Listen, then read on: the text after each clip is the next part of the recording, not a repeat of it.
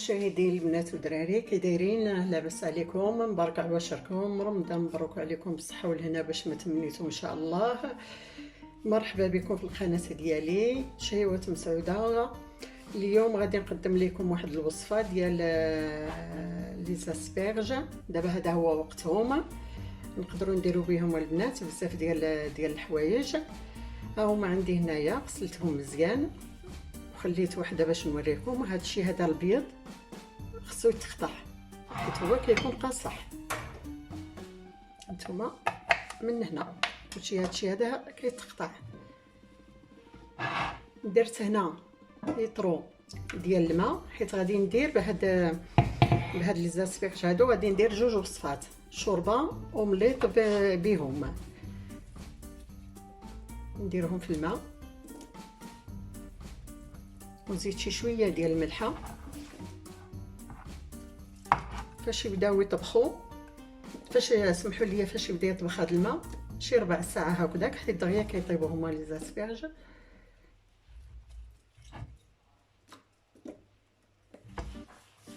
ندير شويه الملحه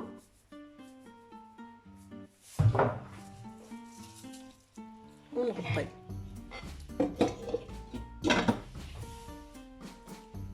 صافي ها هما تسلقوا، حيدتهم باش يبردوا. هانتوما كتشوفوا الماء فسلقت. كيفاش غادي ندير الشوربه؟ عندي هنا واحد شويه ديال الشعريه ديال اللي كنفوروا،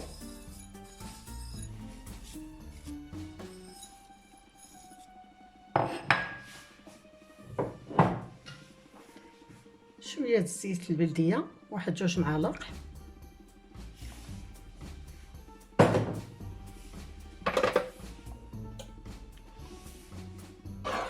دابا غادي نخليها طيب على خاطرها، وفاش طيب غادي نحتاج الصفر ديال البيضه. دابا غادي ديك الساعه غادي نوريكم.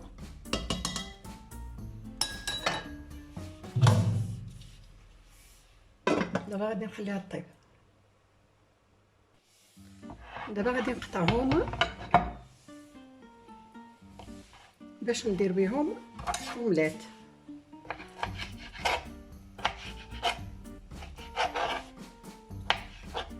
هاد الرويسات هادو غادي نخلي نزيدهم في الشوربه.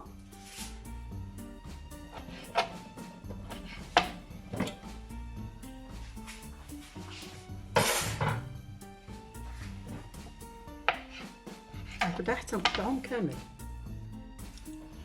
صافي الشوربه هي قريبه طيب.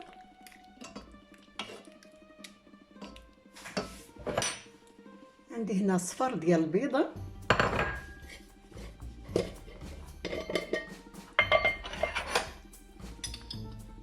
غادي ندير فيه شي شويه ديال البزار مع الصفر ديال البيض. اش درت لي زاسبيرج يتسلقوا، درت الملحه. دابا غادي نزيد غير واحد شويه، نخلط مزيان.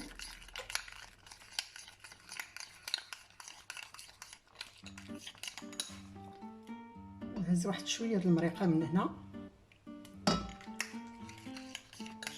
باش داك البيض ما يطيبش.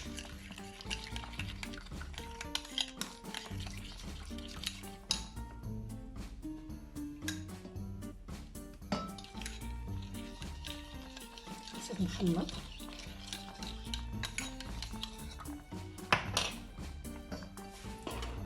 دابا غادي نخوي غير بشويه.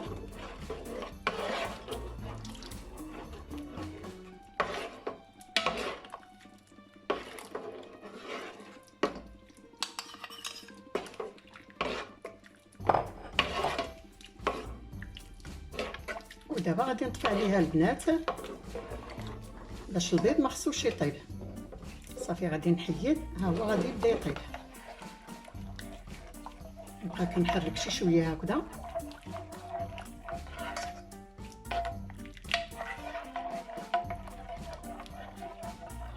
واحد الشوربه اللي كتجي زوينه بزاف.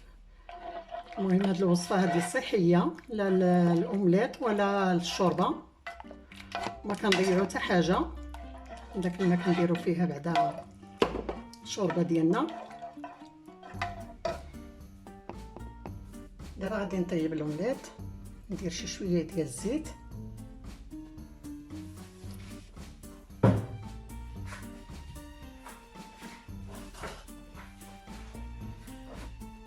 عندي هنا 4 ديال البيضات وواحد البيض اللي حيدت لداك الصفر اللي درت للصوبه. نخلطهم مزيان.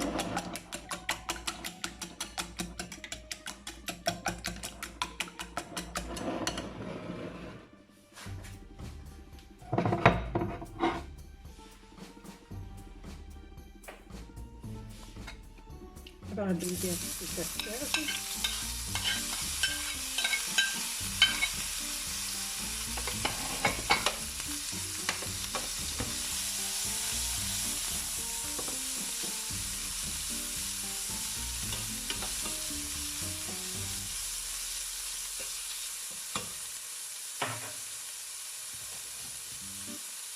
شويه ديال الملحه،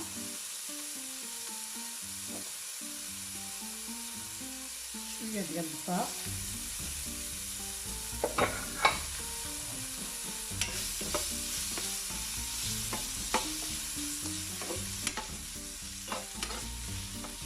نخليه هكذا واحد 2 مينوت.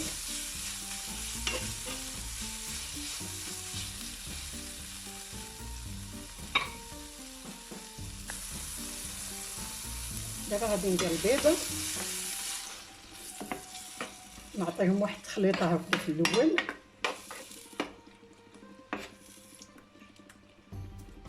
دابا نخلي البيض يشد راسو باش نخلط. ها هي دابا بدات كتنشف، خصني نحاول نقلبها على 2، نطويها. سمحوا لي،